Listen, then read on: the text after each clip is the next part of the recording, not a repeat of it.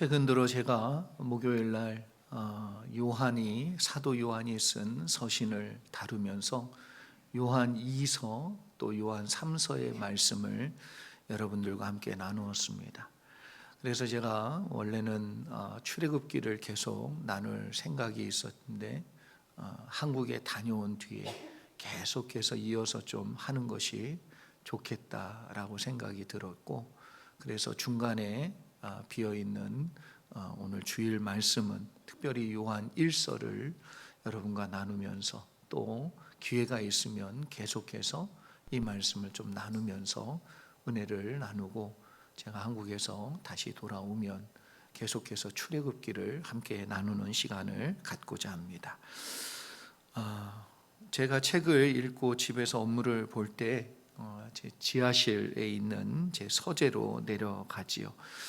한때는 제 서재에서 우리가 인원이 많지 않을 때는 새가족 환영회를 했었어요.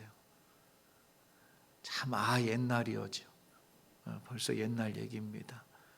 우리 새가족들 오시면 저희 집에서 모시고 같이 이렇게 새가족 환영회를 했던 서재. 그래서 제 서재를 보신 분들 꽤 되시는데, 그곳에 내려갈 때 불을 켜지 않으면 앞이 안 보입니다. 그래서 꼭 불을 켜고 내려가지요. 거길 오르락 내리락 수천 번을 했습니다. 그럼에도 불구하고 불을 켜지 아니하면 내려갈 때 실수로 넘어질 수도 있고 위험한 상태가 될 수도 있습니다. 한 번은 불을 켜지 않고 그냥 느낌으로, 감으로 내려가다가 진짜 굴를 뻔했어요. 굴를 뻔해가지고 그 다음부터는 불을 꼭 켭니다. 나름 제 서재에 또 좋은 책들이 많이 있는데, 아무리 훌륭하고 또 인생을 바꿀 만한 좋은 책이, 감동의 책이 그 가운데 있을지라도 불을 켜지 않으면 아무것도 볼 수가 없어요. 안전의 문제도 또 좋은 책도 볼 수 있으려면 먼저 분명히 해야 되는 일이 있습니다. 불을 켜는 거예요. 빛이 비춰져야 돼. 그래서 우리의 인생 가운데 건강도 필요하고 물질도 필요합니다. 그런데 우리의 인생을 비춰주는 빛이 없으면 그 모든 것들이 어느 순간 위태해지고 어느 순간 나에게 아무 의미가 없게 될 때가 있더라는 거지요. 인생이 어둡기 때문에 여러분 문제가 생깁니다. 자꾸 부딪힙니다. 어려움을 겪으면서 왜 이것이 나에게 일어나는지 알 수가 없는 거예요. 단순한 원리인데 우리가 이것을 모르기 때문에 어려움을 겪으면서 해결할 방법조차도 찾지 못하고 있는 것이지요. 무엇 때문에 그러냐면 우리의 인생에, 우리의 심령에 빛이 없어서 그래요. 빛이 들어오면 보이게 되어 있어요. 내가 무엇을 해야 되는지 알게 되어 있단 말이에요. 그래서 우리의 심령 가운데 빛이 비춰지는 것이 너무나도 중요합니다. 오늘 말씀을 통해서 인생이 어둡고 건강이 어둡고 정신과 마음이, 심령이 어두운 가운데 있는 모든 분들에게 말씀의 빛이 비춰지는 축복의 시간 되기를 주의 이름으로 축원합니다. 그래서 이 말씀이 우리 마음 가운데 비출 때 참 신기한 건 빛이 비춰지면 어두움은 떠나가게 되어 있어요. 어두움을 내어 쫓는 게 아니라 빛이 비춰지면 당연히 어두움은 사라지는 역사가 임하는 줄 믿습니다. 오늘 말씀이 우리 심령 가운데 들어와야 돼. 무엇으로? 빛으로. 오늘 그러한 은혜가 있기를 소망합니다. 먼저 오늘 본문 말씀 중에 1절부터 4절까지의 말씀을 함께 보도록 하겠습니다. 1절부터 4절까지의 말씀 같이 한번 읽어보지요. 시작. 태초부터 있는 생명의 말씀에 관하여는 우리가 들은 바요, 눈으로 본 바요, 자세히 보고 우리의 손으로 만진 바라. 이 생명이 나타내신 바 된지라. 이 영원한 생명을 우리가 보았고 증언하여 너희에게 전하노니 이는 아버지와 함께 계시다가 우리에게 나타내신 바 된 이시니라. 우리가 보고 들은 바를 너희에게도 전함은 너희로 우리와 사귐이 있게 하려 함이니 우리의 사귐은 아버지와 그 아들 예수 그리스도와 더불어 누림이라. 우리가 이것을 쓰면 우리의 기쁨이 충만하게 하려 함이라. 아멘. 본문에서 사도 요한은 말씀을 통해 인생 가운데 꼭 필요한 삶의 요소가 무엇인지를 우리에게 밝히 말하고 있습니다. 태초에 하나님이 말씀으로 세상을 창조하신 것을 이야기하고 있지요. 하나님의 말씀 안에는 무엇이 있냐 하면 생명이 있습니다. 무에서 유를 창조하는 능력이 있고 생명이 있습니다. 우리에게 말씀이 들리게 될 때 생명이 우리 가운데 역사하게 되고요. 내 인생으로는 도저히 만들어낼 수 없는 무에서, 나의 힘으로는, 내 인생의 운명으로는 바꿀 수 없는 그 무에서 유를 하나님의 말씀이 내 속에 들어오면 창조되어지고 역사되어지는 줄 믿습니다. 그래서 운명적으로는 그 사람의 인생으로는 행복할 수 없는 인생이고 병들고 아파야 되는 인생이고 망해야 되는 인생일진 몰라도 하나님께서 그 말씀으로 그를 변화시키시고 창조해 내시면 무에서 유는 반드시 나오게 될 줄 믿습니다. 그래서 하나님의 말씀을 듣고 귀신 들린 자가 귀신이 떠나갔잖아요. 병든 자가 병이 고쳐졌습니다. 영혼이 치유를 받는 기적과 같은 역사들이 성경 말씀 가운데 수없이 많이 나와요. 평생을 안진뱅이로 살아야 되고 평생을 눈먼 자로 살아야 됐던 그의 인생과 운명이 예수님의 말씀이 선포되어지고 그걸 믿고 받아들이는 순간 완전히 바뀐 인생이 됐어요. 우리도 그렇게 될 줄 믿습니다. 그래서 말씀을 믿으면 하나님은 그 말씀대로 역사하세요. 생명을 우리 속에, 우리 인생 속에 불어넣어 주시는 것이지요. 창조 사건을 보면 첫날부터 6일까지 모든 것을 무엇으로 창조하셨냐 하면 말씀으로 창조하셨어요. 그리고 말씀하신 그대로 되었다고 그랬습니다. 그리고 뭐라고 얘기했냐면 보시기에 좋았더라. 저와 여러분의 인생이 말씀이 이루어지는 인생이 되면 하나님이 우리의 삶을 보고 우리의 인생을 보시고 보시기에 좋았더라. 꼭 그렇게 말씀해 주시는 삶이 되기를 소망합니다. 사도 요한은 요한 1서를 시작하면서 말씀은 생명의 말씀이라는 것을 분명히 밝히고 있지요. 그러나 생명을 느끼기 위해서는 밟아가야 되는 단계가 있는 것입니다. 그러면 이 단계를 밟아가셔야 됩니다. 첫 번째가 뭐냐 하면 말씀을 듣는 단계입니다. 말씀을 듣는 단계예요. 듣지 않으면 믿을 수 없습니다. 듣지 않으면 생각하지 않습니다. 듣지 아니하면 고치려는 마음조차도 먹지 않습니다. 말씀을 듣고 받아들일 때, 그래서 믿음은 언제 시작되냐 하면 들음에서 시작이 됩니다. 그래서 사도 요한도 뭐라고 표현했냐면 우리가 들은 바라. 들어야 돼요. 말씀을 받아들이셔야 됩니다. 말씀을 듣기 시작하면 믿음이 생기는데, 그러나 듣지 아니하면 반대로 믿음은 역사하지 않습니다. 말씀을 듣지 않기 때문에 내 속의 믿음도 역사하지 않는다는 것이지요. 그리고 있었던 믿음마저도 계속해서 말씀을 듣지 않잖아요. 약해집니다. 역사하는 힘이 약해져요. 믿음이 떨어집니다. 여러분, 세상을 이길 믿음으로 세워지길 정말 원하십니까? 또 성경에 나오는 인물들처럼 자신의 인생의 어려움을 믿음으로 이겨내는 그 믿음의 선진들과 같은 그런 믿음으로 살기를 소망하십니까? 그러면 말씀을 부지런히 들으세요. 부지런히 들으라는 건 말씀을 부지런히 받아들이시라는 거예요. 인정해서 받아들이시라는 거예요. 난 틀리고 말씀이 맞다는 것을 인정하고 귀로 듣고 마음으로 들어 여러분의 심령 가운데 믿음이 강력하게 역사하는 은혜가 있기를 주의 이름으로 축원합니다. 두 번째는 눈으로 보고 자세히 더 깊이 보는 단계입니다. 자세히 본다는 것을 관찰과 묵상의 의미로 우리가 해석할 수 있는데, 말씀을 마음으로 받았다면 그 다음은 뭐지요? 깊이 이걸 생각하셔야 돼. 그러한가, 베레아 성도들처럼 말씀을 듣고 그러한지를 살폈다라고 얘기하는데, 정말 이 말씀대로 될까?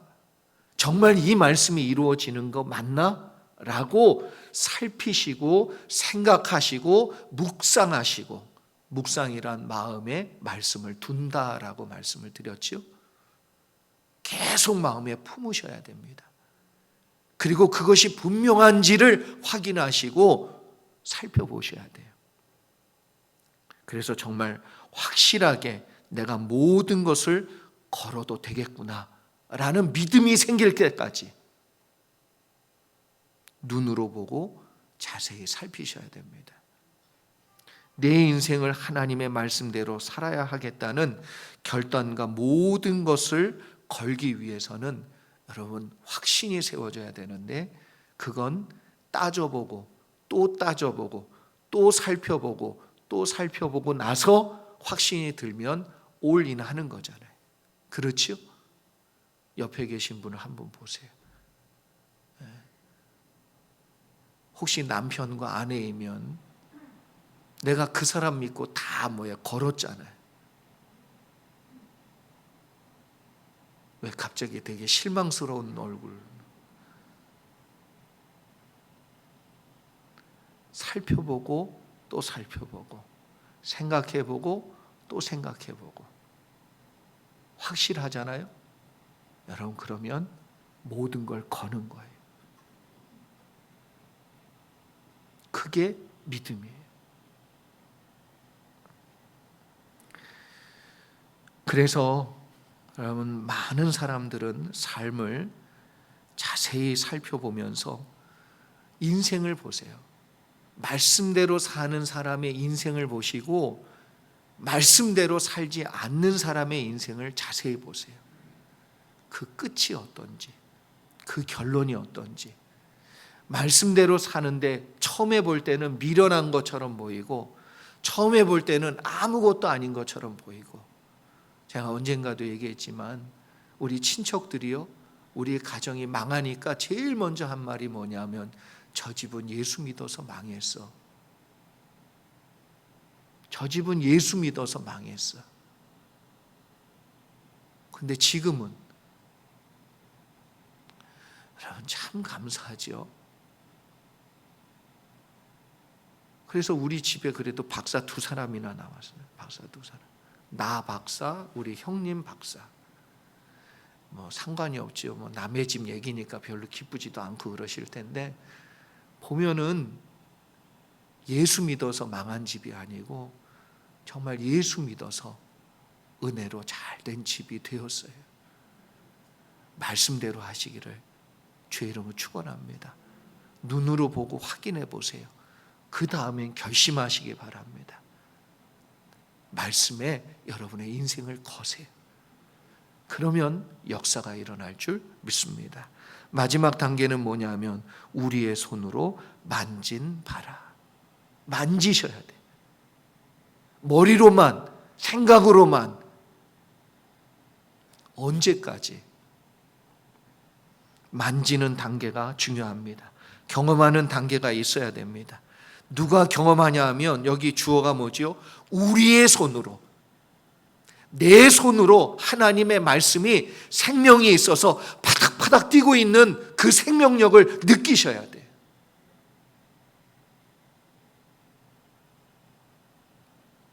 내 말씀이 되어지고 경험되어지는 단계입니다. 말씀을 경험하기 위해서 여러분 말씀대로 꼭 해보시기 바랍니다. 자전거를 경험했다는 것은 자전거 잡아봤다는 게 아니에요. 자전거를 타봤다는 거예요. 하나님의 말씀을 들었고 생각했다가 끝이 아니에요. 말씀대로 살아봤다는 거예요. 말씀을 경험하시기를 축복합니다. 말씀을 경험하지 않으면 아무런 역사가 일어나지 않아요. 왜냐하면 말씀은 생명이기 때문에 만진 바 될 때 그때 역사가 일어나고 체험이 일어나고 생명을 누리게 되는 것입니다. 제가 버지니아 비치에 살면서 참 신기한 건 바다에 사니까 낚시를 많이 할 것 같은데 목회를 열심히 하느라고 낚시 갈 틈이 없어요. 낚시 갈 틈이. 그런데 제가 낚시를 별로 좀 안 좋아해. 낚시를 제가 안 좋아합니다. 이 낚시 좋아하시는 분들 계시는데 제가 왜 안 좋아하는지를 고백합니다. 저희 집사님 한 분이 비치하우스를 가지고 계신데 그 앞에 배가 있어요. 자기 배가. 선착장이 있고 그림 같은 집이에요. 진짜 천국이 여긴가 싶은 정도로. 근데 집사님 집 앞에서 공짜로 라이센스 없어도 낚시를 하러 오라고 수차례 얘기해도 갈 시간이 있어야지. 담임 목사님 가시면 껴가고 뭐 그래 몇 번 가봤어요.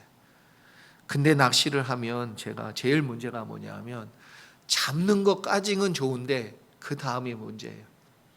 잡잖아요. 그 입에서 그 바늘을 빼는데 나는 짐승이 됐든 뭐가 됐든 갈고리로 그렇게 걸려 있는 거 그리고 그 속에서 이게 먹을 때 깊숙이 먹은 애들은 뺄 때요 으그적 소리가 나. 나는 그거 너무 싫어. 그리고 그거 빼낼 때 얘네가요 막 움직여. 너무 미안해. 물고기한테 너무 미안해. 근데 또 회는 좋아해. 그 참 신기하죠. 그 회 뜬 거는 그냥 음식이라 생각하고 먹는데 막 으그적 소리 나죠. 피 나지요. 막 팔딱팔딱 뛰지요. 나는 그거 아주 힘들어요. 그거 아주 힘들어. 그래서 몇 번 하다가 낚싯대도 샀는데 못하겠어. 네.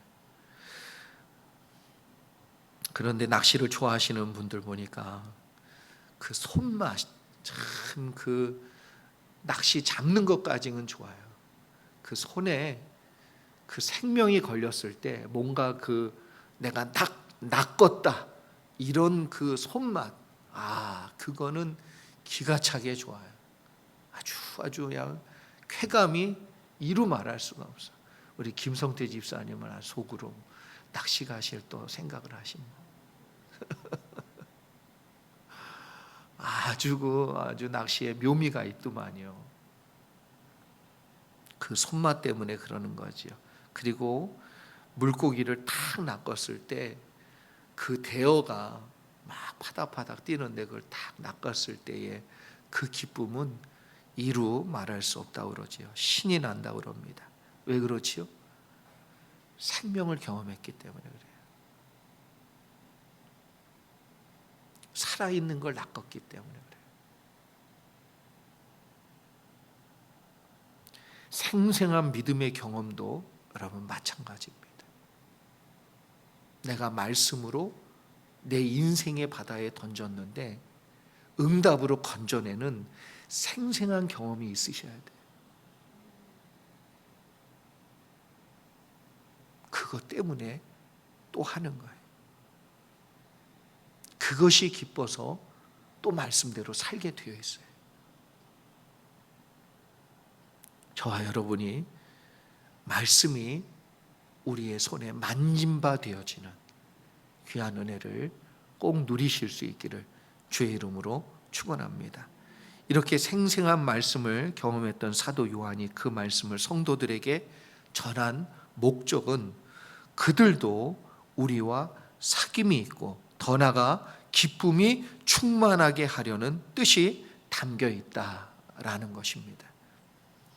버지니아 비치니까 나름 성도님들이요, 이렇게 배가 있으신 분들이 꽤 있으셨어요. 배가. 저보고 배 타고 나가면 목사님 큰 걸 잡습니다. 근데 그 앞에서도 이 으그적 이러고 팔딱팔딱 막 피 흘리고 있는 이런 게 싫은 사람이 배 타는 게 좋겠어요?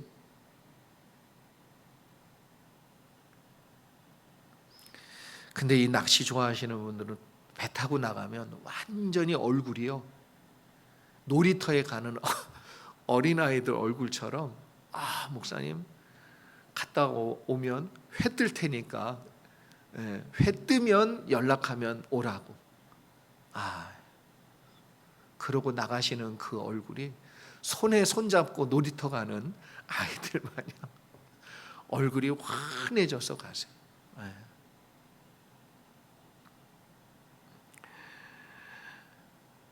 배에 함께 올라타서 낚시라는 같은 관심사를 함께 누리고 물고기를 잡아서 회를 떠먹고 탕을 끓여 먹고 그렇게 하니까 그분들이요, 서로 사귐이 있어요.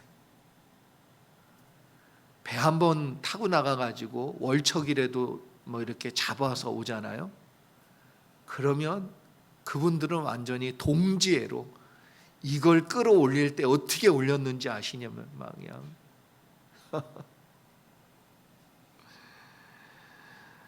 여러분, 근데 예수 믿는 우리는 무엇으로 사귀는 겁니까? 무엇으로 사귀죠? 배 위에서는 낚시로 함께 즐거워하지만 교회 안에서, 믿음 안에서 사는 우리는 말씀으로 함께 기뻐해야 됩니다. 당신도 말씀대로 살아보니까 그렇게 됐어? 나도 그랬어.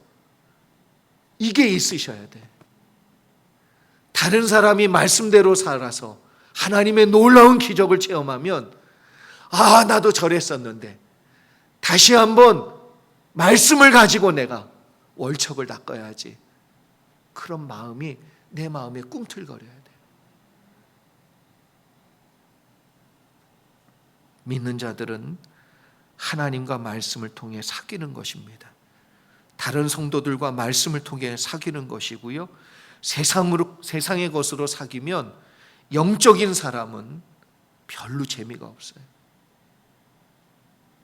그런데 육적인 사람은 말씀으로 나누면 별로 재미가 없어요.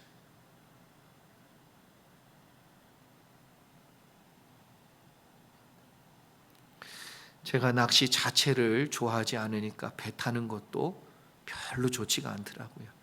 낚시를 좋아하면 배 타는 것도 좋아합니다. 멀미 하나 나지 않습니다.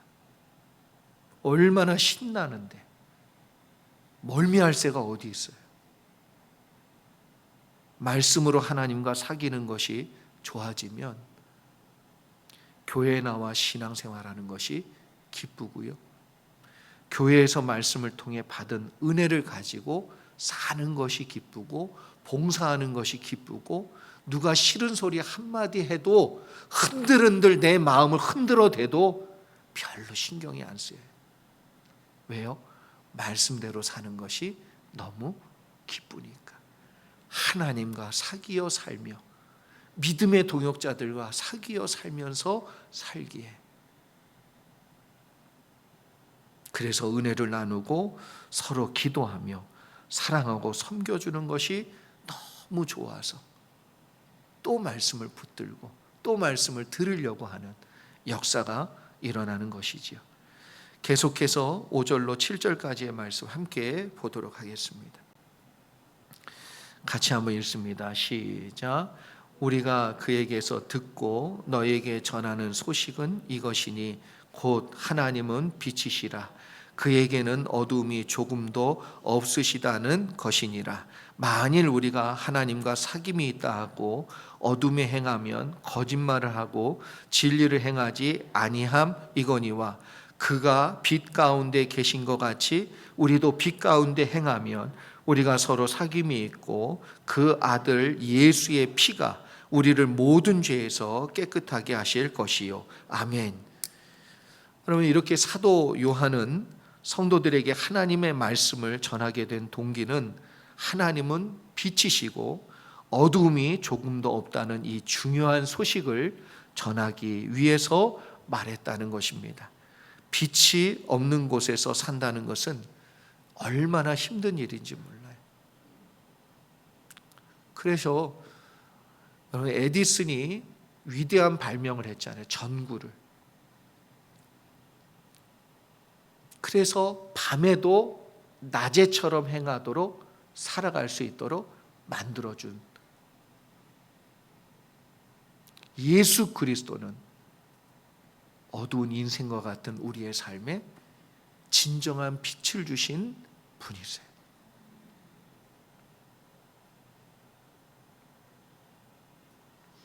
빛이 없으니까 얼마나 힘든지 모릅니다. IT에 가면 잘 사는 사람들은요, 산동네에 살아요. 왜냐하면 시원하니까. 가난한 사람들은 산 아래에 살아요. 근데 이게 명확하게 언제 구분이 되냐면 밤이 되면 정확히 나누어집니다. 산 아래 쪽은 깜깜해요. 그리고 총소리도 나고 진짜 살벌합니다. 그런데 산 위는 빛이 있어요. 환해. 산 아래에 있는 사람들이 산 위를 보면서 동경합니다. 부러워해요. 빛이 있는 것과 빛이 없는 것이 그렇게 차이가 나요.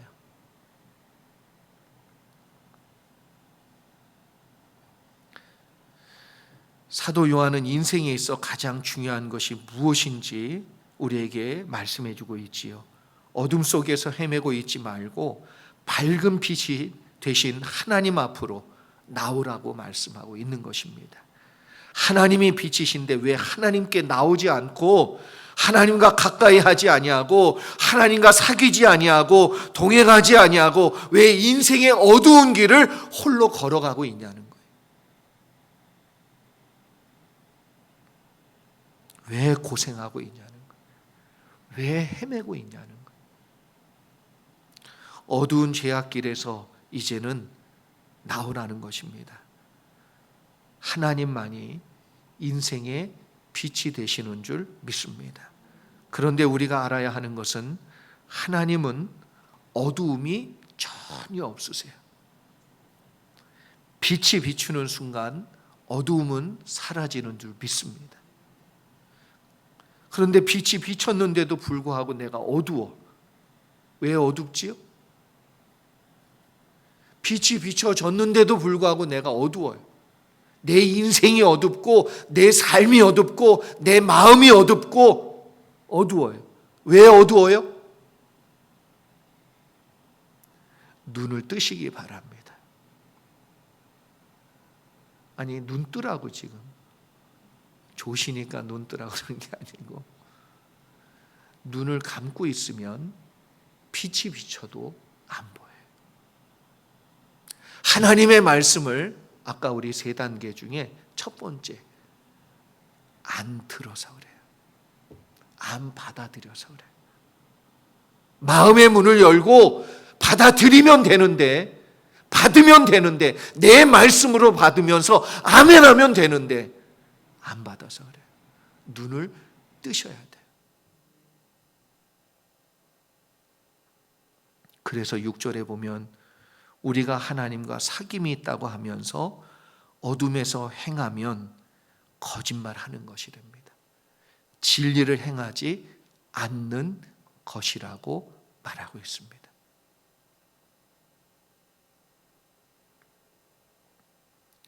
하나님과 사귐이 있는 사람은 빛 때문에 다 보이고요, 느끼게 되어 있어요. 아멘. 자신이 하고 있는 행동과 품고 있는 마음이 하나님이 주신 마음이요, 하나님이 원하시고 원하지 않고도 분명히 분별해낼 수 있습니다.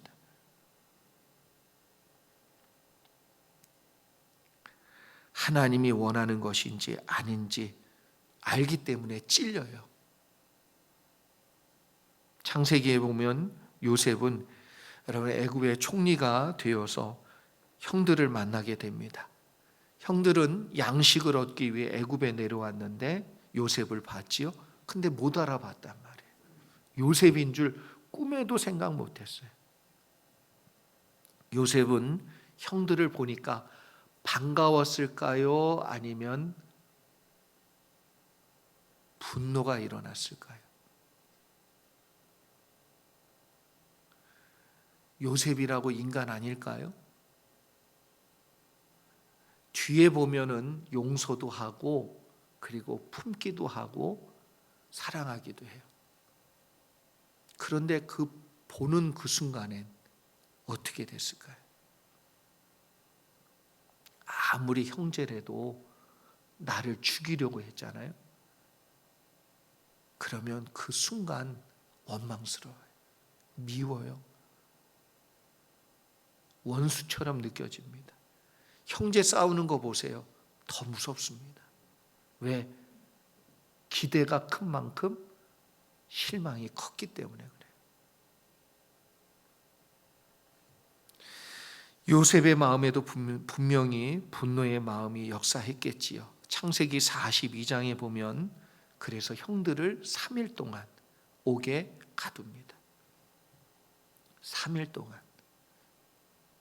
3일 동안 옥에 가두고 나서 형들을 풀어줍니다.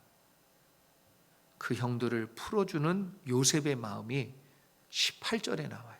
제가 한번 읽어드리지요. 사흘 만에 요셉이 그들에게 이르되 나는 하나님을 경외하노니 너희는 이같이 하여 생명을 보존하라.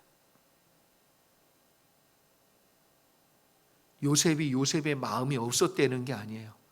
요셉도 요셉의 육신적인 마음, 감정, 느낌, 생각 다 작동하는 인간이에요. 그런데 요셉이 3일 만에 꺼내 주어서 너희가 생명을 얻기를 원한다라고 얘기하면서 제시한 첫 번째 말은 뭐냐 하면 나는 뭐예요? 하나님을 경외하노니. 자기의 마음이 있었고 분노가 있었고 생각이 있었고 섭섭함이 있었고 역사하는 내용이 있었지만 요셉이 그렇게 가지 아니한 가장 중요한 기준은 뭐냐? 하나님을 경외했다는 거예요. 하나님 뜻이 그렇게 하지 말라고 자꾸 여기서 역사했다는 거예요. 마음에서 역사했다는 거예요. 하나님과 사귐이 있는 사람은 순간 화를 누르지 못해서 화를 낼 수도 있어요. 그러나 시간을 두고 생각해 볼 때 10년 가운데 하나님의 말씀으로 자꾸 찔림을 받게 하시지요. 있지요? 다들 꿀을 드시고 아침에 오셔가지고 있지요? 왜? 나도 있어요. 나도 있어. 나도 내 생각대로 막 하고 싶을 때가 있지만 찌르셔요. 하나님이. 여러분, 요셉이 만약에 형들을 용서하지 않았다면 어떻게 됐을까요? 하나님이 그렇게 찔러주시고 하나님이 두려운 하나님이신 것을 마음에 넣어주시고 야, 네 뜻대로 하지 마. 너 그거 아니야 라고 얘기해 주셨을 때 그걸 받아들이고 순종하지 않았다면 애굽의 총리는 될지 몰라도 하나님의 놀라운 계획을 이루는, 하나님의 꿈을 이루고 비전을 이루는 사람으로 하나님 앞에 쓰임받을 수 없었다는 거예요.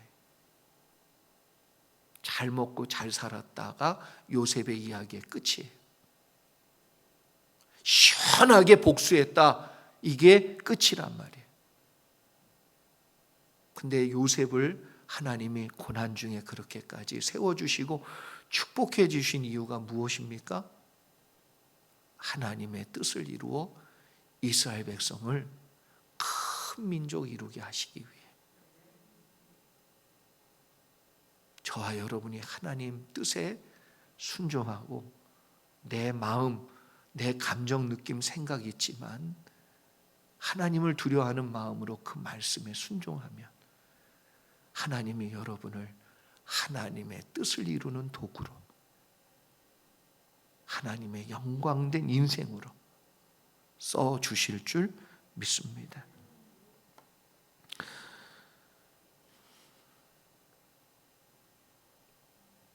7절의 말씀이 그 말씀이지요. 그가 빛 가운데 계신 것 같이 우리도 빛 가운데 행하면 우리가 서로 사귐이 있고 그 아들 예수의 피가 우리를 모든 죄에서 깨끗하게 하실 것이요. 우리가 빛 가운데 행하려고 내 마음이 있지만 그걸 내려놓고 주님의 말씀의 빛 가운데 들어가면 하나님과 더 깊은 사귐을 누리시게 됩니다. 그때 내 속에 은혜가 폭발하고요, 하나님이 주시는 기쁨으로 넘쳐나고요.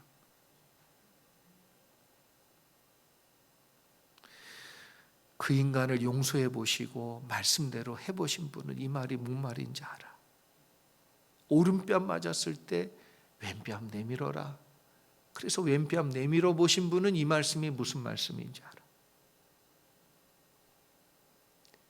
얼마나 승리의 기쁨이 넘치는지 몰라. 말씀에 순종해서 내 속에 주시는 하나님의 놀라운 감동이 밀려오는 걸 경험하는 거예요.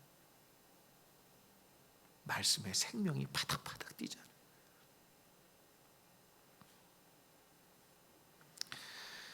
하나님과 더 큰 사귐이 있고 예수님의 피로 우리 속에 역사하고 있었던 육신의 정욕과 분노와 죄 가운데 나타나는 모든 것을 다 어떻게 해요? 씻어 주십니다. 이것을 누리시기를 축복합니다. 요셉처럼 이렇게 승리하는 자가 하나님의 말씀 안에서 더 깊이 만나고 더 깊이 사귐이 있고 그 심령 안에는 항상 기쁨이 넘치게 되는 줄 믿습니다. 여러분 이걸 아시고 승리하시기 바랍니다. 마지막 8절로부터 10절까지의 말씀 함께 보지요. 같이 한번 읽겠습니다. 시작. 만일 우리가 죄가 없다 말하면 스스로 속이고 또 진리가 우리 속에 있지 아니할 것이요 만일 우리가 우리 죄를 자백하면 그는 미쁘시고 의로우사 우리 죄를 사하시며 우리를 모든 불의에서 깨끗하게 하실 것이요 만일 우리가 범죄하지 아니하였다 하면 하나님을 거짓말하는 이로 만드는 것이니 또한 그의 말씀이 우리 속에 있지 아니하니라. 아멘. 인간은 모두 죄 가운데 있기 때문에 당연히 자신이 하나님이 되려고 하는 본능과 본성을 가지고 있습니다. 그리고 자신의 죄를 정당하게 포장하는 자기 방어 기질이 뚜렷한 존재가 사람이에요. 다시 말해 자기 합리화의 천재들이에요. 어쩔 수 없었답니다. 나는 그 사람보다 낫지 않냐는 거예요. 저 사람은 아무것도 아닌데 나는 손이라도 내밀었다는 거예요. 그 사람이 그렇게 했으니까 나는 이 정도라도 하는 거라고. 내가 정말 말씀을 하니까 이 정도지 말씀을 모르면 죽었다고. 그러나 하나님 말씀 앞에 나를 세우고 성령님의 음성을 조용히 들어보세요. 정말 그 사람과 상관없이 내 의지, 내 죄는 전혀 없습니까? 내 잘못은 하나도 없습니까? 사람들은 대부분 아담의 마음이 있어요. 그래서 아담처럼 핑계를 댑니다. 선악과 나무가 없었더라면 그것을 따먹지 않았을 텐데. 그래서 그 자리에 있었다는 게 문제랍니다. 더 나아가 그걸 만드신 하나님이 문제라는 거예요. 이런 생각을 하는 사람이 바로 스스로 속이는 자라고 성경 말씀은 분명히 우리에게 밝혀주고 있습니다. 그래서 진리의 말씀이 그 속에 있지 아니하고, 예수님이 계시고 말씀이 그 속에 있는 사람인데, 성령님이 내주하시고 말씀해 주고 있는데 스스로 눈을 감아서 속이고 있는 거예요. 그래서 사도 요한은 성도들에게 9절과 10절의 말씀을 통해 빛 대신 하나님과 사귐을 위해 반드시 필요한 내용을 말씀하고 있습니다. 오늘 저와 여러분 모두에게 이런 은혜가 임하기를 주의 이름으로 축원합니다. 우리가 우리의 죄를 자백하는 것, 이것이 중요합니다. 인정하는 것, 이것이 중요합니다. 내가 받아들이지 않는 것은 내가 틀렸다고 인정하지 않기 때문에 그렇고, 내가 고치지 않는 것은 내가 틀렸다고 받아들이지 않기 때문에 그래요. 자백하세요. 무엇을 잘못하고 죄인지 전혀 모르고 있었는데 성령께서 말씀으로 깨닫게 해주셨으면 자백하세요. 말씀이 정확하게 지적하고 성령께서 전혀 생각지 못한 내용을 깨닫게 해주시고 알게 해주셨다면, 주님, 내가 잘못했습니다. 주님 말씀이 맞습니다. 주님 지적해 주시는 그 말씀이 옳습니다. 인정하는 자는 모든 불의에서 깨끗게 되어질 줄 믿습니다. 하나님의 말씀을 인정하고 받아들이는 사람은 빛 가운데 거하며 하나님과 사귐이 더욱 깊어지게 되어 있고, 빛 대신 말씀은 또한 우리 속에 믿음을 강력하게 만드는, 더 온전히 세워주시고 고쳐주시는 은혜가 임하는 줄 믿습니다.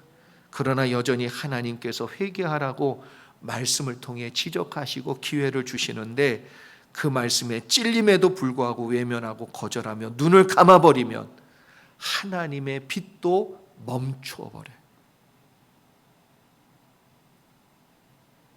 믿음도 멈춥니다. 하나님의 은혜를 버리고 하나님의 말씀을 버릴 때 하나님도 그 사람을 더 이상 쓰지 아니하시고 놔두세요. 고난과 역경을 경험하며 다시 회개하고 돌아올 때까지 그대로 두십니다. 오늘 말씀을 통해 하나님은 지금 여러분에게 어떤 빛을 비춰주고 계십니까? 여러분의 심령과 양심 가운데 하나님께서 들려주시고 계신 말씀은 무엇입니까? 여러분, 들으세요. 빛 대신 하나님 앞으로 나오시기 바랍니다. 빛 대신 말씀을 듣고 눈을 뜨고 받아들이시기 바랍니다. 그리고 주님의 말씀이 지적해 주시는 것을 인정하고 자백하며 회개하는 은혜가 있기를 축원합니다. 어떤 사람이 떠오르십니까? 어떤 말씀이 생각나십니까? 어떻게 하라고 성령님께서 말씀하고 계십니까? 그 말씀과 뜻에 순종할 때 하나님과 사귐이 있고, 그 사귐은 우리 속에 충만한 믿음으로 역사하게 될 줄 믿습니다. 여러분, 믿음이 회복되시기를 바랍니다. 늘 주님의 말씀을 따라 빛 가운데 행하는 분들 되시기 바랍니다. 늘 강건한 믿음으로 날마다 하나님의 빛 가운데서 승리하는 믿음의 종들 되시기를 주의 이름으로 축원합니다. 기도하겠습니다.